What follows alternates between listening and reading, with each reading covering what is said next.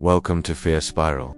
Deep in the forgotten forests of North America, there's a road less traveled, and for good reason. It's a lonely stretch of asphalt, cracked and reclaimed by nature, winding through a canopy so thick that sunlight struggles to touch the ground. As you venture further, an unsettling stillness takes over, broken only by the crunch of leaves under your tires. Then, you see them. Hanging from ancient trees, rusted and peeling, are signs that make your blood run cold. Restricted area. The red letters are faded, but the warning is clear.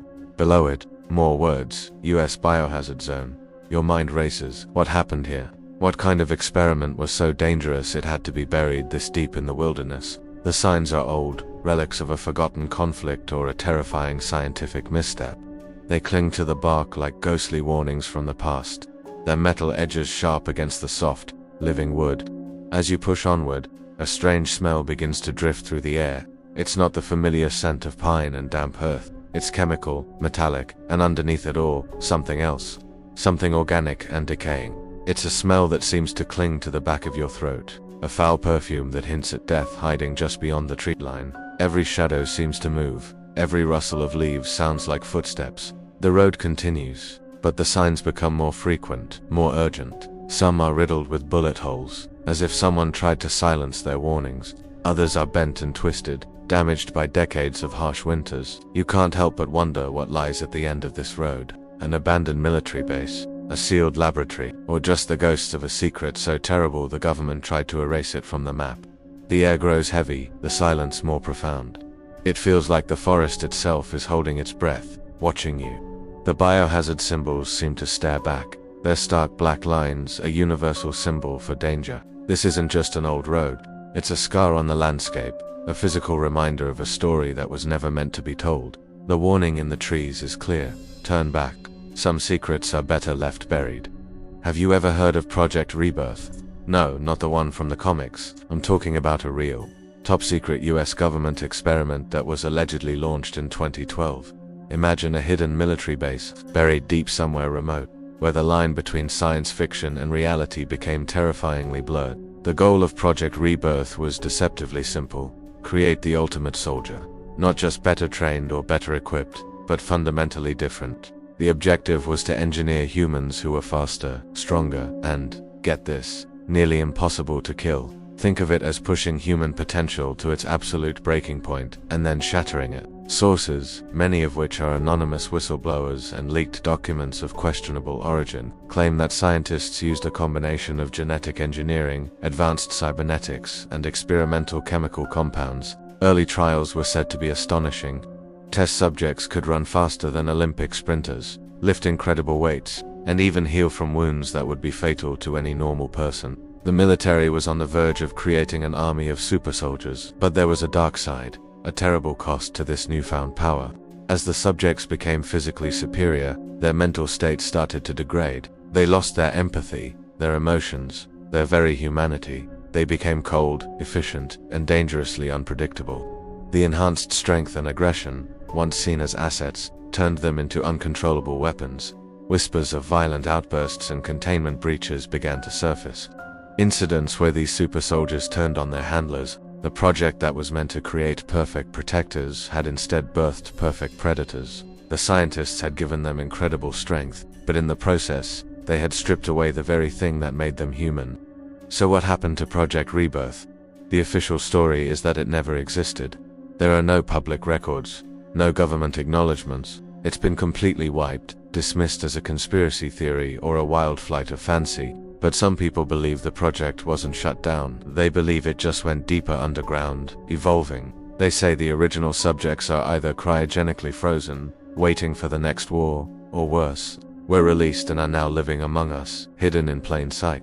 Imagine a world where science goes too far. In a secret high-tech laboratory, deep beneath the city, scientists were on the verge of a breakthrough. They called it Serum X13, a shimmering, electric blue liquid housed in sterile test tubes. It promised to unlock untapped potential, to create super beings. The initial tests on animals were astonishing. Rats solved complex mazes in seconds. A rabbit developed incredible strength, easily bending the steel bars of its cage. The team was ecstatic, believing they were about to change the world. Among the test subjects was a monkey named Caesar. He was the first primate to receive the serum. His intelligence skyrocketed overnight. He could communicate with sign language, solve puzzles meant for humans, and even showed signs of empathy. But there was a side effect they didn't anticipate, an undercurrent of aggression, a primal rage that flickered behind his intelligent eyes. The scientists, blinded by their success, dismissed it as a minor anomaly. Then came that fateful night. A senior scientist, Dr. Aris Thorne, was conducting a routine checkup on Caesar. He entered the enclosure.com and confident. But something snapped. Without warning, Caesar launched a ferocious attack. The lab's alarms blared, red lights flashing across the sterile white walls. By the time security arrived, it was too late. Dr. Thorne was gone, a victim of his own creation.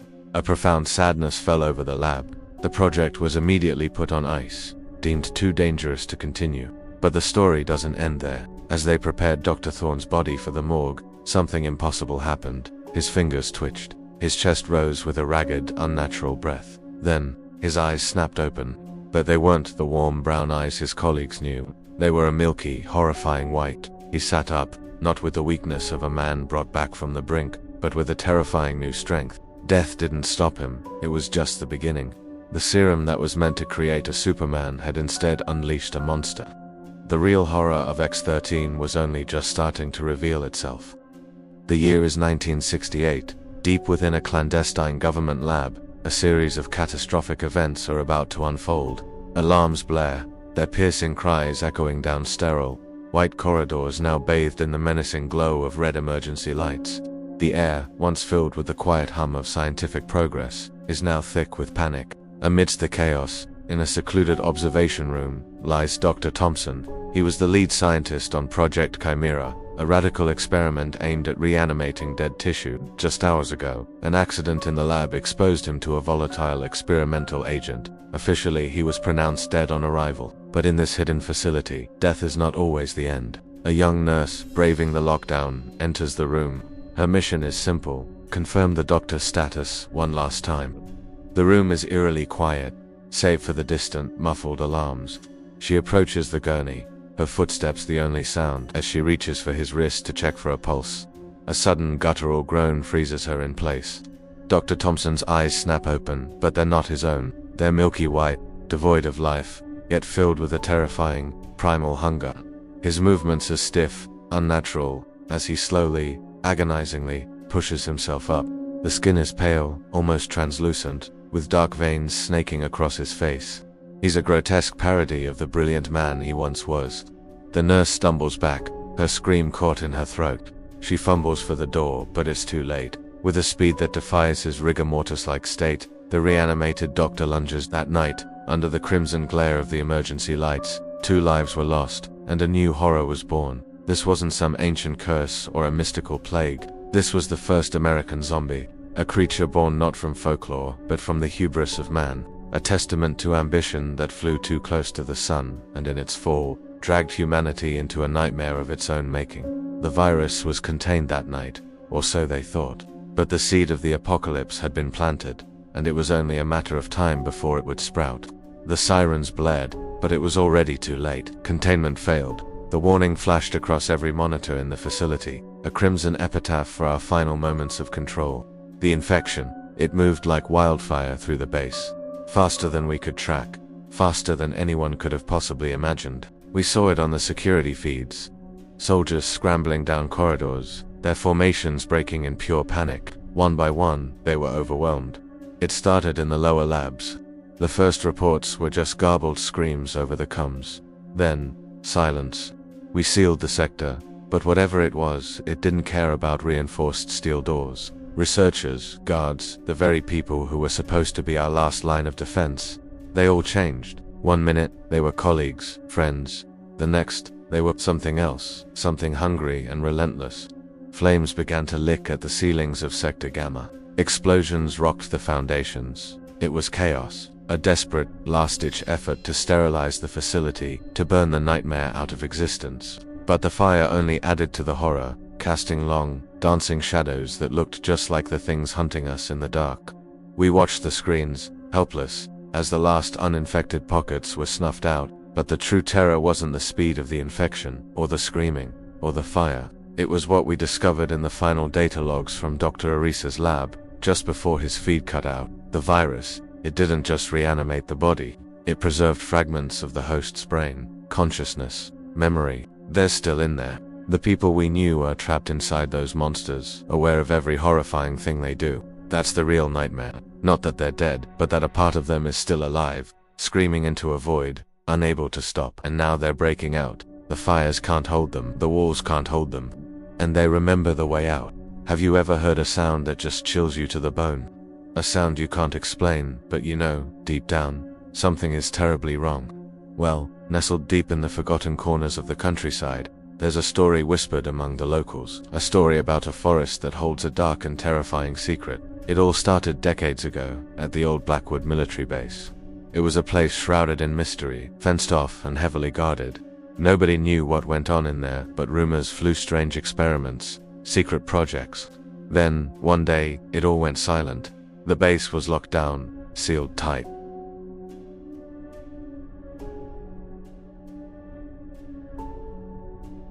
They saw the frantic activity, the convoys leaving in the dead of night, the soldiers with fear in their eyes. The truth, as the whispers go, was far worse than a chemical leak. It was an infection, a fast-spreading, horrifying sickness that changed people.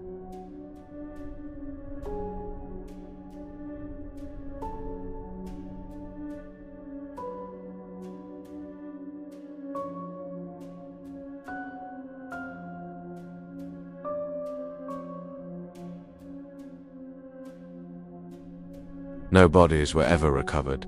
It was as if the forest just swallowed them whole. For a while, things were quiet. The base was abandoned, a concrete tombstone in the woods. Life went on, but then, the noises started. People living on the edge of the woods began to report strange sounds at night. It would start faint, almost like the wind, but then it would grow, twisting into something unmistakable, a scream, not the cry of an animal, but a human scream, raw with terror and agony. It would echo through the trees, bouncing from trunk to trunk, seeming to come from everywhere at once. They say it's the ones who escaped, trapped in the woods, their humanity stripped away, leaving only their pain. They wander the dark forest, their final moments playing out on a loop for all eternity.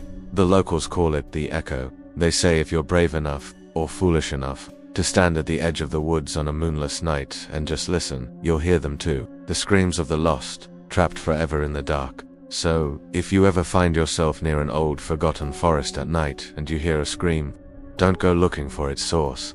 Just turn around and run. Because some things are better left lost in the dark. My name is Daniel Harper, or, at least it was. I was a scientist, a lead researcher on Project Rebirth. They told us we were making a better world, creating super soldiers to end all wars. They lied. We weren't creating soldiers, we were creating hunger. An insatiable, unending hunger. You see that? The way they move. That's not human anymore. That's pure, primal instinct. We thought we were unlocking human potential, enhancing cellular regeneration. We were so proud, we celebrated our breakthroughs with champagne and back-patting, completely blind to the abyss we were staring into. The first signs were subtle. Increased appetite, heightened aggression. We dismissed them as side effects, icily managed. Then came the first incident. Lab Tech Stevens. He bit Dr. Eris. We quarantined them both, but it was too late. The infection vector wasn't saliva, it wasn't blood. It was airborne, a single spore, designed to rewrite DNA on a cellular level. It spread through the ventilation system in hours. I was in a sealed containment unit, running a diagnostic on the final serum iteration when the alarms went off. I watched on the monitors as my colleagues, my friends, turned on each other. The screams, I can still hear them in my sleep. By the time the power failed, the entire facility was compromised. Everyone was gone. I'm the only one left.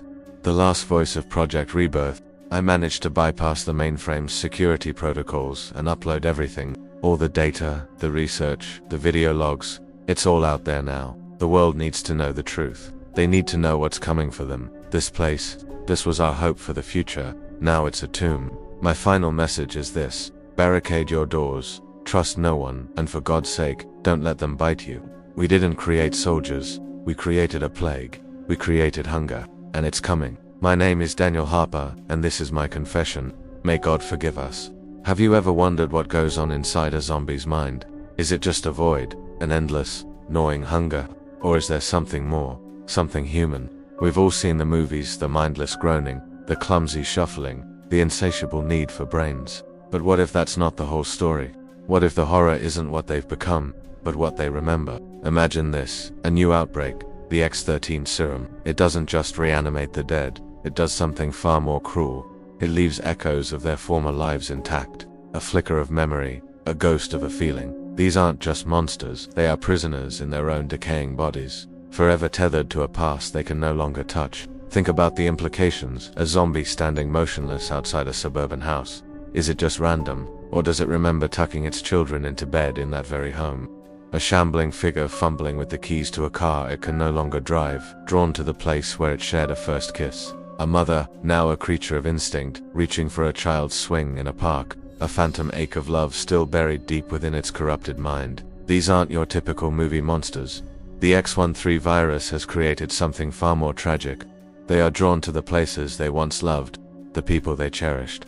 But the moment they get close, the hunger takes over. The serum's primary function, the insatiable craving for human flesh, always wins.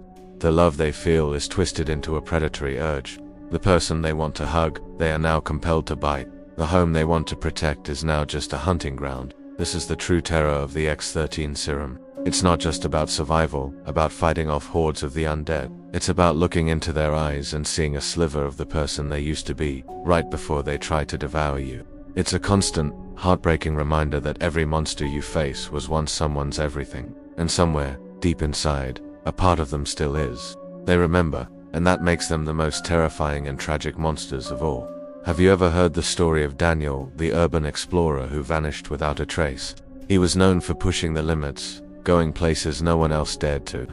His final adventure took him to the Blackwood Forest, a place notoriously off-limits, surrounded by chilling local legends and keep-out signs. This is the story of his last known recording. The video starts normally enough. Daniel is walking through the dense, overgrown trees, the air thick with an eerie silence. He's talking to his camera, his voice a mix of excitement and nervousness. He pans across the strange, twisted trees and the moss-covered ground, remarking how the forest feels alive. But then, the mood shifts. It starts with a sound, a faint snap of a twig. Daniel freezes, his eyes darting around. He dismisses it as an animal, but you can see the unease creeping in. He keeps walking, a little faster now. Then another sound, footsteps, slow, heavy, and definitely not human. They're out of sync, with a dragging quality that makes your skin crawl. Daniel starts to run, the camera shakes violently, the forest floor a blur of green and brown. All you can hear is his ragged breathing and those relentless, unnatural footsteps getting closer. Closer. He keeps looking back, but the camera never catches what's chasing him. The fear in his voice is raw as he whispers, "What is that? Oh my God, what is that?" He stumbles, the camera still recording as he scrambles to get up. The footsteps are right behind him now. They sound massive, heavy enough to shake the ground. Daniel lets out a scream, a sound of pure terror that cuts right through you. The camera tumbles from his hand, landing on the leafy ground, pointing up at the dark canopy of trees. For a few agonizing seconds, the lens captures nothing but swaying branches against the darkening sky. The sound is what's truly horrifying. You hear a guttural, inhuman roar, followed by a sickening crunch and a wet, tearing noise. Then, silence. Absolute, deafening silence. The video keeps recording for another 10 minutes, capturing only the rustling leaves and the distant call of a bird. That camera was found a week later by a search party, leaning against the base of an ancient oak tree. But of Daniel, there was no sign. He was never seen again. The footage was dubbed Daniel's final recording, and to this day, no one knows what was chasing him through that forest. Some say it was the legendary guardian of Blackwood. Others believe it was something far, far worse. Have you ever heard of the empty forest? It's a place the government doesn't want you to know about. A sprawling, silent woodland where something went terribly wrong. For decades, it's been cordoned off, hidden from public view.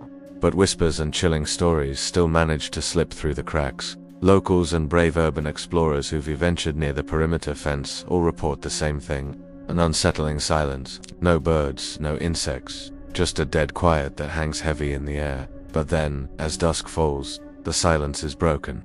They speak of distant screams echoing through the trees. Screams that don't sound entirely human. Even more terrifying are the sightings, shadowy figures darting between the pines. moving with an unnatural speed. They're described as too fast to be human, yet too dead to be truly alive. What happened in this forest? The story goes back to a top-secret government project, a miracle cure codenamed X13. It was meant to be the answer to everything, a way to regenerate tissue and conquer disease. But the clinical trials were a catastrophe. The cure didn't just heal, it changed its subjects, twisting them into something else entirely. Something aggressive, relentless, and no longer human. Faced with a disaster of their own making, the government initiated a brutal cover-up. They declared the area a quarantine zone, evacuated the nearby towns under false pretenses, and buried the truth along with the failed experiment. They told the world it was a chemical spill, a viral outbreak, anything to keep people away. They even erased the town from maps, hoping it would be forgotten forever. But some things can't stay buried. The figures seen in the woods, they are the legacy of that failed cure. The remnants of Project X13, still roaming their wooded prison. The government continues to maintain the lockdown, claiming it's for environmental protection. But those who know the truth understand the real reason for the fences and the armed patrols. They're not keeping people out, they're keeping something in. And deep beneath the soil of the empty forest, the original source of the nightmare, the X13 compound, is still buried, a ticking time bomb waiting. What do you think is really happening in there? Let me know in the comments. Thanks for watching. Like, subscribe, comment, and share. It really helps me out.